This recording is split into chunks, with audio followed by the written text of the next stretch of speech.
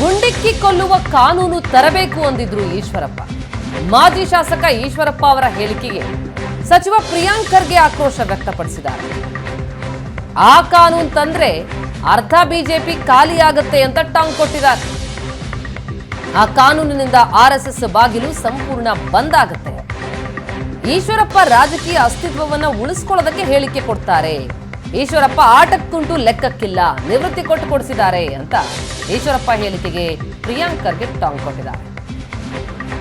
ನೋಡಿ, ಮೊದಲನೇದಾಗಿ ಅಂಥದ್ದೇನಾದರೂ ಕಾನೂನು ಮಾಡಿದ್ರೆ ಅರ್ಧ BJP ಖಾಲಿ ಆಗ್ತದೆ ಮತ್ತು RSS ಬಾಗಿಲು ಮುಚ್ತವೆ. ಈಶ್ವರಪ್ಪ ಅವರಿಗೆ ನಂದೊಂದು ಸಲಹೆ ಇದೆ. ನಿಮಗಾಗಲೇ ಇನ್ವಾಲೆಂಟ್ರಿ ರಿಟೈರ್ಮೆಂಟ್ ಕೊಟ್ಬಿಟ್ಟಿದ್ದಾರೆ. ಮನೇಲಿ ಆರಾಮಾಗಿರಿ. ನೀವು ಆಟಕ್ಕುಂಟು ಲೆಕ್ಕಕ್ಕಿಲ್ಲ ಆಗಿಬಿಟ್ಟಿದ್ದೀರಾ. DCM ಇದ್ರಿ, ಅದಾದಮೇಲೆ ಏನಾಯಿತು, MLA ಆದ್ರಿ. ಅದಾದಮೇಲೆ ಈ ಸರಿ ಟಿಕೆಟು ಸಿಕ್ಕಿಲ್ಲ. ನನ್ನ ಅಸ್ತಿತ್ವದಲ್ಲಿ ಇದ್ದೀನಿ, ನಂದು ರಾಜಕೀಯ ಶಕ್ತಿ ಇದೆ ಅಂದ್ಬಿಟ್ಟು ಯಾವುದೋ ಸಂಘಟನೆ ಕಟ್ಟಿದ್ರು, ಸಂಗೊಳ್ಳಿ ರಾಯಣ್ಣ ಸಂಘಟನೆ ಕಟ್ಟಿದ್ರು. ಏನಾಯಿತು? ಏನೂ ಆಗಿಲ್ಲ. ಅದು ಕಟ್ಟಾದಮೇಲೆ ಪಾಪ ಟಿಕೆಟ್ ಕಟ್ ಮಾಡ್ಯಾರ ಅವರಿಗೆ. ಸೊ ಅವರು ಆಟಕ್ಕುಂಟು ಲೆಕ್ಕಕ್ಕಿಲ್ಲ.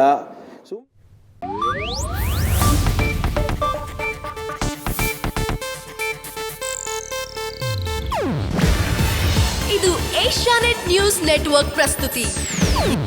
ನೀವು ನೋಡ್ತಿದ್ದೀರಾ ಏಷ್ಯಾನೆಟ್ ಸುವರ್ಣ ನ್ಯೂಸ್.